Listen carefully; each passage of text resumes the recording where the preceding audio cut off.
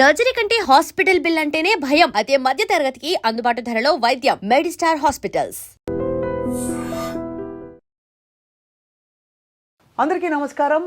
మొన్న president Trump స్వేరింగ్ in తర్వాత and అంతకుముందు ఆయన హయాం రాబోతోంది అని తెలియగానే కూడా అందరి మనసుల్లో చాలా ప్రశ్నలు వచ్చేసాయి. ట్రంప్ విధానాలు మళ్ళీ కఠినతరం కాబోతున్నాయా, భారతీయ విద్యార్థులకి ఏమిటి పరిస్థితి, మరి యుఎస్ యూనివర్సిటీస్ మూసుకుపోతున్నాయా అని చెప్పి ఇవాళ ఓవర్సీస్ ఎడ్యుకేషన్ గురించి మాట్లాడుతున్నాం with very well known expert Videsh consults Sainath గారు ఇస్ బ్యాక్ విత్ అస్. ముఖ్యంగా ట్రంప్ విధానాలు యుఎస్ వెళ్ళడానికి భారతీయ విద్యార్థులపై ఏం ఎఫెక్ట్ చూపించబోతున్నాయి, మరి ఆల్టర్నేటివ్స్ ఏమిటి అన్నీ అడిగి తెలుసుకుందాం. సాయినాథ్ గారు, thank you so much, welcome back అండి. It's my pleasure madam, thank you. Trump కూడా వెల్కమ్ బ్యాక్ అని చెప్పాలా లేదా అర్థం కావట్లేదు. బికాజ్ ఆల్రెడీ రావడం మనకి బర్త్ రైట్ సిటిజన్షిప్ వద్దని తీసేయడంతో పాటు చాలా విధానాలు ఆయన ప్రవేశపెడతారు. వాట్ అబౌట్ స్టూడెంట్స్ అండి? సో ఇది ఖచ్చితంగా యాక్చువల్గా ఏంటంటే ఒక matter of very serious concern అండి.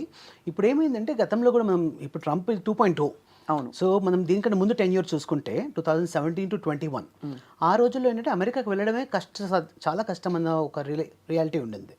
ఆ తర్వాత బైడెన్ ఎప్పుడైతే వచ్చారో అప్పుడు మనకి ఏంటంటే తెలుగు వాళ్ళకి, ఇండియన్స్కి ముఖ్యంగా వీసాలు అనేది యాక్చువల్గా 22, 23, 23, 24 ఈ 2 సంవత్సరాల్లో అమెరికా ఇచ్చిన వీసాలు ప్రపంచంలో ఈ దేశం ఇవ్వాల. ఓహో, అన్ని వీసాలు వచ్చాయి. అంటే అప్రాక్సిమేట్లీ మనకి ఒక 23, 24 ఎగ్జాంపుల్ తీసుకుంటే 3,31,000 మందికి ఇండియన్స్కి అమెరికా F1 వీసాలు జారీ చేసింది. సో ఇంత పెద్ద మొత్తంలో మన స్టూడెంట్స్ వెళ్ళడం చాలా ఆనందదాయకం. అయితే ఇప్పుడు ఏమైపోయిందంటే అమెరికా ఫస్ట్ అనేది నినాదం, అంటే రిపబ్లికన్ మెంటాలిటీ కదా, డెమోక్రటిక్ వేరు, రిపబ్లిక్ వేరు. సో ఈ రిపబ్లికన్ మెంటాలిటీ ఇప్పుడు ట్రంప్ అని కాదు, ఆ పార్టీ వాళ్ళు ఎవరు వచ్చినా కూడా ఉదాహరణకి వీళ్ళ మైండ్ సెట్ ఎంతసేపు కూడా ఏంటంటే ఫస్ట్ మా వాళ్ళకి భోజనం దొరకాలి, అవును, మా వాళ్ళు భోజనం దొరకగా మేము వండుకోలేదు అంటే వేరే వాళ్ళు వచ్చి వండాలి. Right. So this is the idea of the Republican mind set. అవును. సో ఇక్కడ ఏమైపోయిందంటే మన వాళ్ళు ఇంతమంది వచ్చేటప్పటికి అక్కడ కూడా ఏంటంటే అది ఒక లోకల్స్కి అది మింగుడు పడట్లా. ఇప్పుడు మన వాళ్ళు వెళ్ళిన వాళ్ళు కూడా చాలా హ్యాపీగా మంచి జాబ్స్ చేస్తున్నారు. H1Bలు, ఆ H1B వచ్చిన తర్వాత యావరేజ్ శాలరీ వచ్చే $70,000 సంవత్సరానికి వాళ్ళ ఆదాయం ఉంటే మన తెలుగు వాళ్ళకి సగటున $1,00,000 నుంచి $130,000 ఉంటుంది. అవును. సో అది వాళ్ళకు ఒక కడుపు మంట. ఇప్పుడు ఏమైందంటే దీన్ని ట్రంప్ వచ్చేటప్పటికి ఎందుకు వాళ్ళే చేయాలి, మన వాళ్ళు చేయలేరా? అవును. సో వాళ్ళంటూ లేకపోతే అప్పుడు మన వాళ్ళకి అవకాశాలు వస్తాయి కదా. సో ఇదొక వాళ్ళ రాడికల్ మైండ్ సెట్ అనే వర్డ్ మనం వాడచ్చో లేదో తెలియదు కానీ but this is the mindset of the present government there. Right. So దీని విషయంలో వచ్చేటప్పుడు స్టూడెంట్స్కి ముఖ్యంగా ఇంపాక్ట్ వచ్చేది ఏంటంటే మనకి అమెరికా చదువులు అంటే అది ఆషామాషిగా అయ్యేది కాదు. అంటే ఎవరికైతే స్టూడెంట్కి 100% స్కాలర్షిప్ వస్తుందో వాళ్ళకి వెళ్ళడంలో ఎటువంటి ఇబ్బంది లేదు. అయితే స్టూడెంట్స్కి చాలా మటుకు ఏంటంటే సొంతగా మనం డబ్బులు పెట్టుకోవాలి. కరెక్ట్. ఇది ఇప్పుడు అమెరికా I-20 ఇచ్చినప్పుడు I-20 ఫామ్లో క్లియర్గా ఉంటుంది, ఇది మీ ఫీజు నిమిత్తం ఎంత అవుతుంది, లివింగ్ ఎక్స్పెన్స్ ఎంత అవుతుంది, మొత్తం ఓవరాల్గా మీకు 50 నుంచి 70 లక్షల రూపాయలు మీకు సుమారుగా ఖర్చు వస్తుంది అనేది మనం చూపించి అది మనం కాన్సులేట్లో అది ప్రజెంట్ చేస్తేనే వీసా ఇస్తారు. అవును. సో ఇంతవరకు అందరికి బాగానే జరుగుతోంది. కానీ వాస్తవానికి రియాలిటీ వచ్చేటప్పటికి ఏమవుతుందంటే మనకు 190 మంది స్టూడెంట్స్కి ఒక first semester or second semester వరకు మనం ఫండ్స్ అరేంజ్ చేసుకోవడం ఆర్ ఎడ్యుకేషన్ లోన్ ద్వారా తీసుకోవడం. అక్కడ వెళ్ళిన తర్వాత మనం ఆటోమేటిక్గా అక్కడ దొరికే పార్ట్ టైమ్స్ ద్వారా మన లివింగ్ ఎక్స్పెన్సెస్ కవర్ చేసుకుంటూ బ్యాలెన్స్ ఫీజు కూడా మనం క్లియర్ చేస్తాం. సో ఇది ఎవరికైనా కూడా తంబ్ రూల్ ఏంటంటే ఇలాగే అనమాట అమెరికా అంటే. ఇది ముందు రూల్స్ ఎలా ఉండేవి, బయట పని చేయొచ్చా ఆఫ్ క్యాంపస్? ముందు రూల్స్ కూడా యాక్చువల్గా బయట చేయకూడదు, కాకపోతే బైడెన్ టైంలో ఎలా ఉండిందంటే దాన్ని చూసి చూడనట్టుగా వ్యవహరించేవారు. సో దానివల్ల ఏమైందంటే చాలా మందికి ఆ వెసులుబాటులో వాళ్ళు actual they use to do any like oil కానీ గ్యాస్ కానీ లేకపోతే మన గ్యాస్ స్టేషన్స్లో కానీ సూపర్ మార్కెట్స్లో ఇలాంటి చోట్ల చేసేవాళ్ళు తెలుగు పిల్లలు. అయితే వాస్తవానికి అమెరికాలో $15 రావాలంటే వీళ్ళకి $12-10 ఇచ్చేవారు. It was okay. అయితే ఇప్పుడు ఎలా అయిపోయిందంటే ఇప్పుడు ఆ వర్క్ చేస్తుండగా ఎవరైనా నిఘా సంస్థలు వచ్చి వాళ్ళని పట్టుకుంటే వాళ్ళని నేరుగా డిపోటేషన్ ఆర్ డిపోటేషన్ మించి క్యూబాలో ఉన్నటువంటి వాళ్ళకు ఒక స్పెషల్ జైలు ఉంది, 30,000 మంది పెట్టగలిగే కెపాసిటీ తోటి. సో వాటిల్లో పంపుతారు అనే ఒక సంకేతాలు బాగా బలంగా వచ్చాయి. అంటే బేసిక్గా మీరు ఇంకా పప్పులు ఉడకవు, కంప్లీట్గా you have to go by the rule book అని చెప్పి పెట్టేశారు. అబ్సల్యూట్లీ. సో మనం లాఫుల్గా మనం ఉండి మనం ఆల్రెడీ ఫైనాన్షియల్గా ధనికంగా ఉండి పర్లేదు, మనకి 2 ఏళ్ళు పార్ట్ టైం జాబ్ లేకపోయినా పర్లేదు, మన ఫీజు మనం సొంతగా అరేంజ్ చేసుకోగలుగుతాము అనుకుంటే కనుక ఖచ్చితంగా ఈరోజు కూడా అమెరికా ఒక మంచి దేశం అండి. Very very good.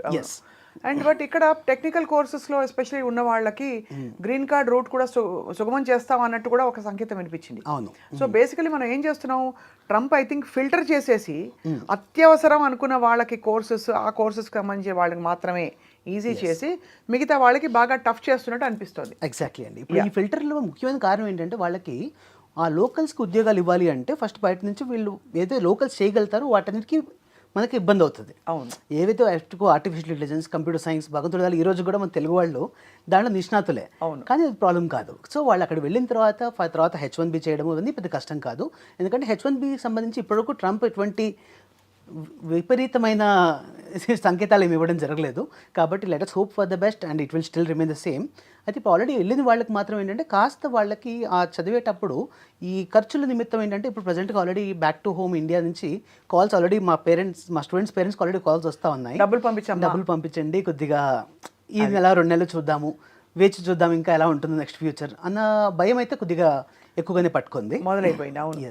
సో మొత్తానికైతే అఫ్ కోర్స్ ఇప్పుడు మీరు టెక్ సైడ్ అంటున్నారు, టెక్ సైడ్ కూడా డీప్ సీక్ లాంటి ఒక బాంబు మొన్న పడ్డాక చైనా నుంచి, మరి ఎన్ని టెక్ కోర్సెస్కి ఏం వెసులుబాటు కల్పించగలుగుతారు అక్కడ? లేదు ఇంకా డిమాండ్ పెరుగుతుందా? కాలం నిర్ణయిస్తుంది. అయితే ఇప్పుడు దీంట్లో ఇంకో ముఖ్యమైన విషయం అండి, బేసికల్ ఏంటంటే మన వాళ్ళంతా ఎక్కువ ఐటీ మీద డిపెండ్ అవుతారు. సో అమెరికా దేశంలో ఏంటంటే ఐటీ ఉద్యోగాల్లో యాక్చువల్గా there is always 2 different words అండి. ఒకటేమో రీప్లేస్మెంట్, ఇంకోటేమో మనకి సస్టైనబుల్గా మనకి adaptability of using of the technology. అయితే అమెరికాలో జరిగే ఉద్యోగాలన్నీ కూడా రీప్లేస్మెంట్ జరుగుతున్నాయి. అవును. ఏఐ తోటి రీప్లేస్మెంట్ ఎప్పుడైతే జరుగుతుందో అప్పుడు ఆటోమేటిక్గా ఉద్యోగాలే మనకి హరించుకుపోయే పరిస్థితి.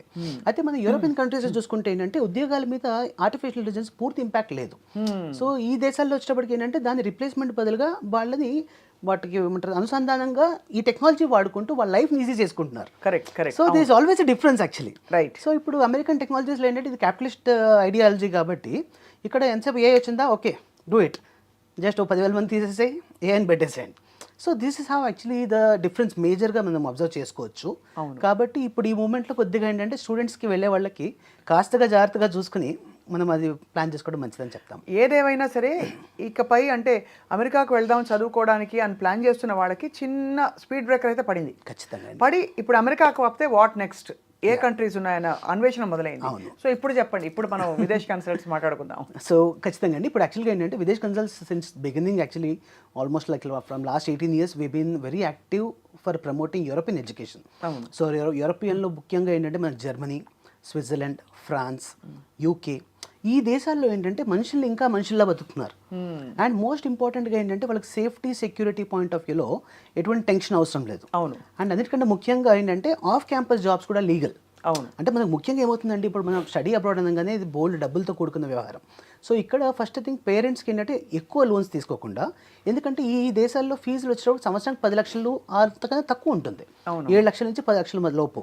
ఆ తర్వాత కాస్ట్ ఆఫ్ లివింగ్కి పూర్తిగా వీళ్ళు పార్ట్ టైం మీద డిపెండ్ అయినా ఎటువంటి ఇబ్బంది లేదు, బికాస్ ఆఫ్ క్యాంపస్ జాబ్స్ కూడా లీగల్గా చేసుకోవచ్చు. సో వారానికి 20 గంటలు, ఇక్కడైనా 20, అక్కడైనా 20, ఇంకా జర్మనీ లాంటి దేశాల్లో 24 గంటలు చేసుకోవచ్చు. ఒక $4 ఎక్కువనే వాళ్ళకి సేవింగ్స్ చేస్తూ ఒక 1.5 year వాళ్ళు ఫీజు కట్టుకోగలిగితే మిగతాదంతా కూడా వాళ్ళు అక్కడే ఆన్ చేసుకుని అక్కడే చేసుకోగలుగుతారు. రైట్. తర్వాత ఇంకొక ముఖ్యమైన విషయం ఏంటంటే వీళ్ళకి ఇక్కడ ఉద్యోగ అవకాశాలు అండి. మనకేంటంటే ఇవన్నీ టెక్ బేస్డ్ కంట్రీస్. సో ఈ టెక్ బేస్డ్ కంట్రీస్లో మన వాళ్ళకి ఏంటంటే ఐటీకి వాళ్ళకి చాలా జాబ్ స్కోప్ ఎక్కువగా ఉంది. ఇప్పుడు మాకు ఇన్ని ఇయర్స్ ఆఫ్ ఎక్స్పీరియన్స్లో నేను ఇప్పటివరకు ఎవరినైతే ఆల్రెడీ స్విట్జర్లాండ్ కానీ, జర్మనీ కానీ, ఇటలీ కానీ పంపించున్నామో వీళ్ళు ఇక్కడ ఎంఎస్ చేశాక నాకు అక్కడ జాబ్ రాలేదు, నేను తిరిగి వస్తున్నాను అన్న సందర్భాలు లేవు. అవును. సో బికాజ్ ఇక్కడ ఎక్కడైనా ఐటీలో జాబ్స్ అనేది అమెరికాలో అయినా అదే జాబ్ చేయాలి, ఇక్కడైనా అదే జాబ్ చేయాలి. అయితే ఇక్కడ అవకాశాలు ఎక్కువ అండ్ కాంపిటీషన్ తక్కువ. రైట్. సో ఇక్కడ ఏంటంటే 3 లక్షల మంది వీసాలకి అయితే ఇవ్వలేదు ఇక్కడ. సో ఆబ్వియస్లీ ఇక్కడ ఇంకా ఆ గ్యాప్ ఉంది. ఆ గ్యాప్ని ఈ టైంలో యూజ్ చేసుకుంటే వీళ్ళకి నీష్ మార్కెట్లోకి వీళ్ళు ఎంటర్ అవ్వగలుగుతారు. రైట్. ఏ కోర్సెస్ ఈ యూరోపియన్ కంట్రీస్లో బాగా పాపులర్ అవుతున్నాయి? ఇప్పుడు అమెరికా అనగానే మీరు అన్నట్టుగా ఐటీ కోర్సెస్ ఎక్కువ ఉంటాయి. కాకపోతే బహుశా ఇప్పుడు కొత్తగా పుంజుకుంటున్న మరి ఇతర కోర్సులు కూడా కొన్ని అండర్ గ్రాడ్ లెవెల్లోనే చాలా మంది వెళ్తున్నారు.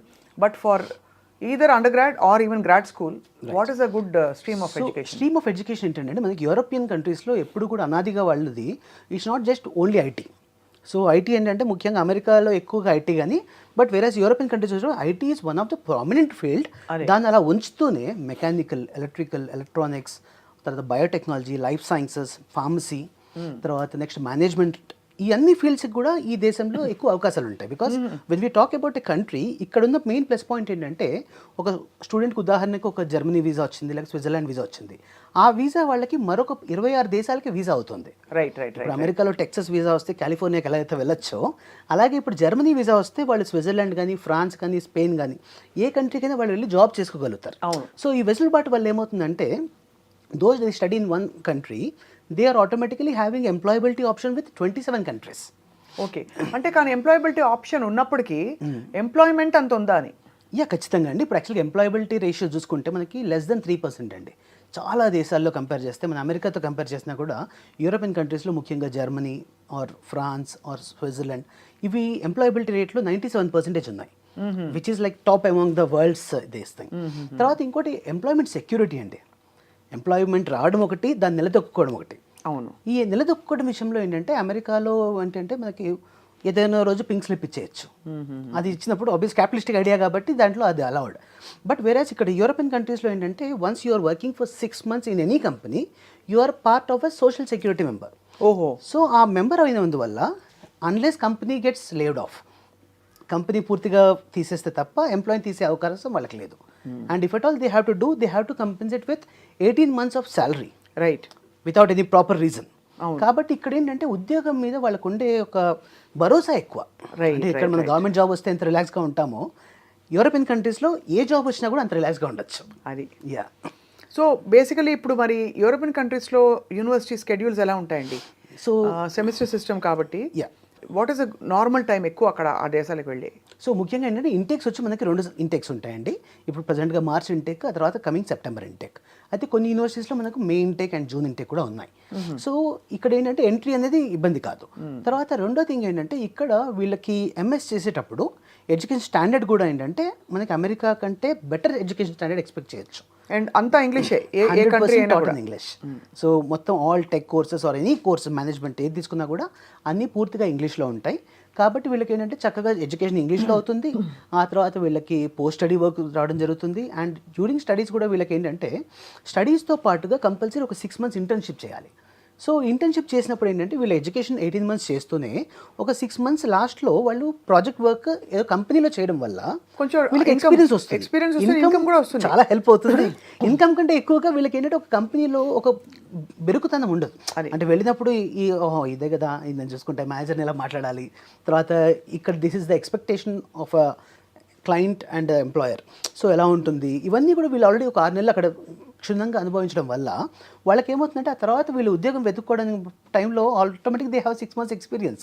So they will be the best resource for the companies who can easily crack the job అనమాట. రైట్. ఒకవేళ అలా వచ్చినా కూడా వాళ్ళని కూడా అబ్జర్వ్ చేసుకోవడం అండ్ వాళ్ళతో పాటు బహుశా అంటే ఈ వెసులుబాటు అన్ని ఫీల్డ్స్లో స్ట్రీమ్స్ ఆఫ్ ఎడ్యుకేషన్లో ఉందండి? ఖచ్చితంగా అండి. అన్ని మాస్టర్ ప్రోగ్రాంలో ఇది ఇన్బిల్ట్గా ఉండేది. బ్యాచిలర్ ప్రోగ్రాంలో కూడా ఈ 6 months ఇంటర్న్షిప్ అనేది కంపల్సరీ మాడ్యూల్. ఇంకా యూకే లాంటి కంట్రీలో తీసుకుంటే యూకేలో ఏమవుతుంది, చదువు వచ్చినప్పుడు 1 year మాస్టర్స్, ఆ తర్వాత 1 year మనకి ఇంటర్న్షిప్. ఈ 2 ఏళ్ళు చేస్తేనే వాళ్ళకి కోర్స్ కంప్లీట్ అవుతుంది. అవును. సో టెక్నికల్గా వాళ్ళకి తెలియకుండానే వాళ్ళకి ఒక సంవత్సరం సివిలో ఎక్స్పీరియన్స్ ఏర్పడుతుంది. సో ఆబ్వియస్లీ 6 నెలల కంటే సంవత్సరం ఇంకా బెటర్ కదా.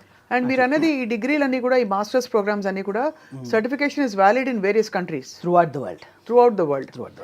అండ్ ఇందులో మీకు స్పెసిఫిక్గా ఏదైనా కంట్రీని మీరు ప్రత్యేకంగా రికమెండ్ చేస్తారా in terms of ideal living conditions కావచ్చు, సేఫ్టీ కావచ్చు? ఇప్పుడు పిల్లల్ని ఇక్కడి నుంచి పంపాలంటే అమెరికా అంటే మీరు కేకేస్తే ప్రతి 10 మందిలో 2 తెలుగు వాళ్ళు కనిపిస్తారు. అవును. బట్ ఈ యూరోపియన్ కంట్రీస్లో పరిస్థితి ఎలా ఉందండి? ఇప్పుడు యూరోపియన్ కంట్రీస్లో కూడా ఏంటంటే చాలా మటుకు awareness, thanks to the social media and ఇది చాలా మందికి అవేర్నెస్ బాగా పెరిగింది. సో ఈ రోజు ఏంటంటే ఇటలీ, జర్మనీ, స్విట్జర్లాండ్, యూకే ఈ 4 దేశాలు కూడా స్టూడెంట్స్ చాలా ఆసక్తి చూపిస్తున్నారు. ఈ 4 బ్యూటిఫుల్ కంట్రీస్ అండి అన్ని, అసలు ఆసమ్ ప్లేసెస్. యాక్చువల్లీ వాళ్ళకి ఏంటంటే డ్యూరింగ్ దిస్ స్టడీస్ టైంలో కూడా వాళ్ళు చాలా బెస్ట్ ప్లేసెస్లో ఉంటారు. దాంతోపాటు మేజర్గా ఏంటంటే ఇక్కడ ఈ 4 దేశాల్లో కూడా మనుషులు ఇంకా మనుషులుగా ఉన్నారు. అంటే ఉరుకులు పరుగులు కాకుండా ప్రశాంతంగా ఒక మనిషి ఎదురుపడ్డప్పుడు హాయ్ అని చెప్పడం ఇంకా కల్చర్లో ఇంకా ఉంది. సో ఇలాంటి మంచి ప్లేసెస్లో ఉన్నప్పుడు వీళ్ళకి ఏంటంటే పీస్ఫుల్ లివింగ్ ఒకటి, ఆ తర్వాత క్వాలిటీ ఆఫ్ లైఫ్ ముఖ్యంగా ఈ 4 దేశాల్లో కూడా వీళ్ళకి ఎడ్యుకేషన్ స్టాండర్డ్స్ బాగుంటాయి. అండ్ ముఖ్యంగా ఏంటంటే వాళ్ళకి సేఫ్టీ సెక్యూరిటీలో ఈ గన్ కల్చర్స్ ఇలాంటివి ఉండవు. So obviously they are absolutely at home. So కంఫర్టబుల్గా ఉండొచ్చు. అండ్ ఇండియాకి కూడా మన జర్నీ టైం చూసుకున్నా కూడా అమెరికా 24 hours జర్నీ పడుతుంది. బట్ వెరస్ ఇక్కడ 8 to 10 hours మనం ఫ్లై అయిపోవచ్చు, సింగిల్ ఫ్లైట్లో ముగించేసేయచ్చు. ఎస్. ఓవరాల్గా ఇప్పుడు ఎంతమంది తెలుగు విద్యార్థులు ఉన్నారండి ఇక్కడ ఈ కంట్రీస్లో? ఇప్పుడు అప్రాక్సిమేట్లీ మన యూరోపియన్ కంట్రీస్ ఎగ్జాంపుల్ జర్మనీ తీసుకుంటే జర్మనీకి లాస్ట్ ఇయర్ 70,000 మంది అప్లికేషన్ చేయడం జరిగింది. అండ్ యూకే చూసుకుంటే అది కూడా ఆల్మోస్ట్ 70,000 మంది. తర్వాత ఇటలీకి దాదాపు ఒక 16,000 మంది స్టూడెంట్స్ అప్లై చేయడం జరిగింది. స్విట్జర్లాండ్ కొంత నెంబర్స్ తక్కువ ఉన్నా కూడా యాక్చువల్గా ఎక్కువ అవకాశాలు స్విట్జర్లాండ్లో కూడా ఉన్నాయి. విచిత్రం చాలా. స్విట్జర్లాండ్ లాంటి అందమైన కంట్రీలో ఎవరు వద్దనుకుంటారు, ఎందుకు వద్దనుకుంటారని ఇంకా అవగాహన లేకంటారా? మెయిన్గా అవగాహన లేకండి. ఇక్కడ ఏమవుతుందంటే స్విట్జర్లాండ్ వచ్చేటప్పటికి పబ్లిక్ యూనివర్సిటీస్, ప్రైవేట్ యూనివర్సిటీస్ రెండు ఉంటాయి. సో చాలా మందికి ఏంటంటే పబ్లిక్ యూనివర్సిటీలో రాదు అనుకుంటారు, ప్రైవేట్ యూనివర్సిటీని ఎఫర్ట్ చేయలేదు అనుకుంటారు. ఈ రెండు అపోహలే. సో అడగంది అమ్మ కూడా అన్నం పెట్టదు. ఇటువంటి పబ్లిక్ యూనివర్సిటీస్ ఇంత టాప్ యూనివర్సిటీ అడ్మిషన్ రావాలంటే అప్లై చేయాలి. అప్లై చేయడానికి విదేశ్ కన్సల్స్ ఉంది. విదేశ్ కన్సల్స్ అప్రోచ్ చేస్తే ఖచ్చితంగా ఇది చేయొచ్చు. సో ఒకవేళ ఒక గ్రాడ్యుయేషన్ ఇక్కడ అంటే మన ఇండియన్ గ్రాడ్యుయేషన్ పూర్తి చేసుకుని అక్కడ గ్రాడ్ స్కూల్కి వెళ్ళడానికి అంటే పోస్ట్ గ్రాడ్యుయేషన్ మన ప్రకారం వెళ్ళాలంటే ఏ స్ట్రీమ్ తీసుకోవాలంటే మీరు అడ్వైస్ చేస్తారా? ఖచ్చితంగా అండి. ఇక్కడ యాక్చువల్గా ఏంటి విదేశ్ కన్సల్ట్స్లో మేము ఫస్ట్ స్టడీ అబ్రాడ్ కన్సల్టెంట్స్ కంటే కూడా ఒక కెరీర్ కన్సల్టెంట్స్గా మేము ఉంటాం. సో ఫస్ట్ థింగ్ ఏంటంటే ఒక ప్రొఫైల్ మా దగ్గరకు వచ్చినప్పుడు మేము ఫస్ట్ ఎవాల్యుయేట్ చేస్తాం. Are they having inform decision? ఆ ఇన్ఫార్మ్ డిసిషన్ ఉన్నప్పుడు we will continue with their choice. అలా కానప్పుడు ఖచ్చితంగా మా ఇంటర్వెన్షన్ ఉంటుంది. ఆ సెలెక్షన్ ఆఫ్ కోర్స్ దగ్గర నుంచి మా కౌన్సిలర్స్ ఏంటంటే లాస్ట్ 10 years కంటే ఎక్కువ ఎక్స్పీరియన్స్ ఉన్న వాళ్ళు. అండ్ చాలా మటుకు బ్రాంచెస్ అన్ని హెడ్స్ కూడా they are directors of our branches, they are also having done masters abroad. So వీళ్ళందరికీ ఏంటంటే విపరీతమైన ఎక్స్పీరియన్స్ ఉండడం వల్ల ఒక ప్రాపర్ గైడెన్స్ ఇవ్వడానికి రైట్ ఛానలైజేషన్ జరుగుతుంది. ఆ తర్వాత రెండో థింగ్ ఏంటంటే కొంతమంది ప్రొఫైల్ బాగా ఉన్నప్పుడు మేమే వాళ్ళకి ఎదురుగా సలహా ఇస్తాం. ఏంటంటే rather than going for private university, మీ ప్రొఫైల్కి ఈ పబ్లిక్ యూనివర్సిటీ అడ్మిషన్ వస్తుంది.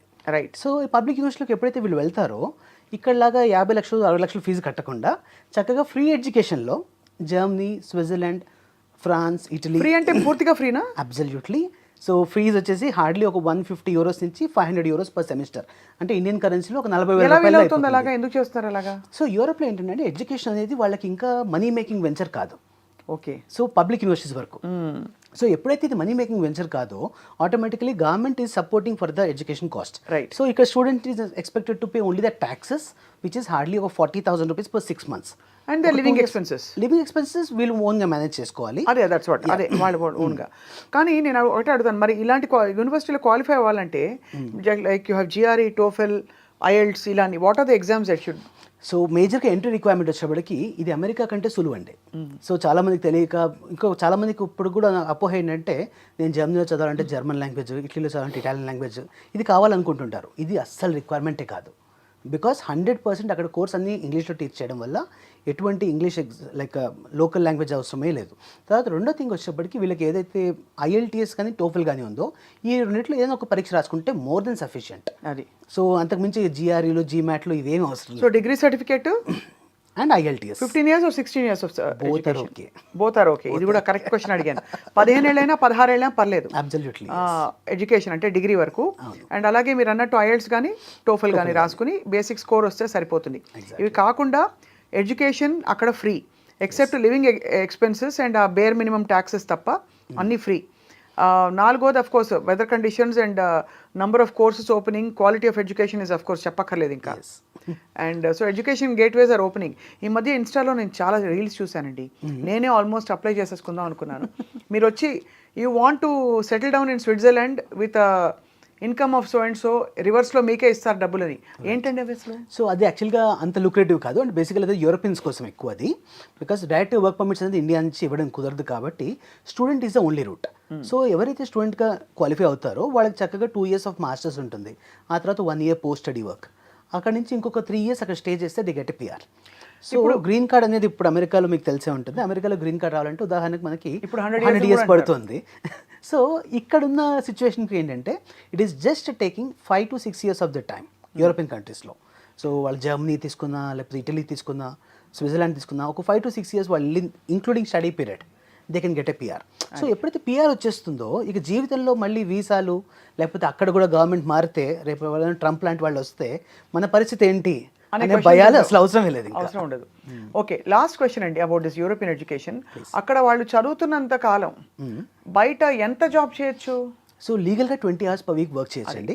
సో 20 hours per week అన్ని కంట్రీస్లో చేసుకున్నా కూడా వాళ్ళకి అప్రాక్సిమేట్లీ కాస్ట్ ఆఫ్ లివింగ్ ఒక 500 euros ఖర్చు అయింది అనుకోండి. They could earn up to 800 to 1,000 euros.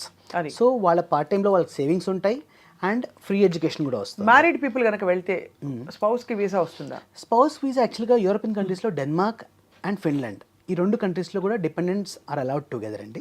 So ఇక్కడ ట్యూషన్ ఫీజు వచ్చే అప్రాక్సిమేట్లీ 10 lakhs వరకు అవుతుంది టోటల్ కోర్స్ ఫీజు. దాంతో హస్బెండ్ అండ్ వైఫ్ ఇద్దరు కూడా ఒకటేసారి ఫ్లై చేయొచ్చు. మిగతా యూనివర్సిటీస్లో స్పౌస్ని తీసుకెళ్ళడం ఇబ్బంది ఆ 2 ఇయర్స్ పాటు. Yes. వాట్ అండ్ ఫైనలీ దీనికి ఏమైనా ఏజ్ బార్ ఉంటుందా అప్లై చేసుకోవడానికి? నథింగ్ అండి. ఇప్పుడు యాక్చువల్గా మనకి ఏంటంటే up to 10 years of bachelors తర్వాత కూడా గ్యాప్ ఉన్నా కూడా ఈజీగా యాక్సెప్ట్ చేస్తారు. Up to 10 years. Yes. కానీ మధ్యలో సడన్గా I want drop my job and go and migrate మాలాంటి వాళ్ళకి ఎవరు? అది కూడా అవకాశం ఉంది, ప్రొవైడెడ్ మనకి ఏంటంటే ఇక్కడ వీసా ఆఫీసర్స్ వాళ్ళు చాలా కేస్ టు కేస్ వర్క్ చేస్తారు. Right. యూఎస్ లాగా మనకు ఆన్ ద స్పాట్ ఒక సెకండ్లో మొహమ్ని చూసి మొహం నచ్చితే ఎస్ లేకపోతే నో చెప్పడం కాకుండా ఇది డాక్యుమెంట్ బేస్డ్ కాబట్టి మనకి ఇన్నాళ్ళు ఏం చేస్తున్నాము, మా ప్రొఫెషనల్ గ్రోత్ ఇది, ఇప్పుడు ఇక్కడ నుంచి నాకు ఆ కోర్స్ చేయడం ఎందుకు ఇంపార్టెంట్ అనేది మనం కరెక్ట్గా ఎస్టాబ్లిష్ చేయగలిగితే 100% వీసాలు వస్తాయి. And success rate of visa కూడా ఏంటంటే ఇప్పుడు చాలా బెటర్గా ఉంది. టచ్ వుడ్ ఇప్పుడు మాకు జర్మనీ కానీ యూకే కానివ్వండి we're setting at 100% visa success rate. That's amazing because యూఎస్లో మనకు తెలిసి ఇదివరకు 20% ఉండేది. Yeah. ఇప్పుడు ఈ కొత్త విధానాలతో ఎంత ఉంటుందో we have to wait and watch. Absolutely. Sainath గారు, very very thoroughly engaging and very very interesting useful conversation. తప్పకుండా నేను ఎప్పుడైనా చదువుకోవాలంటే ఎంత లేట్ అయినా మీ దగ్గరికి వస్తాం. ఇట్స్ మై ప్లెజర్ అండి. Thank you. Always We'll meet happy to again. Help our students. Thank you so much.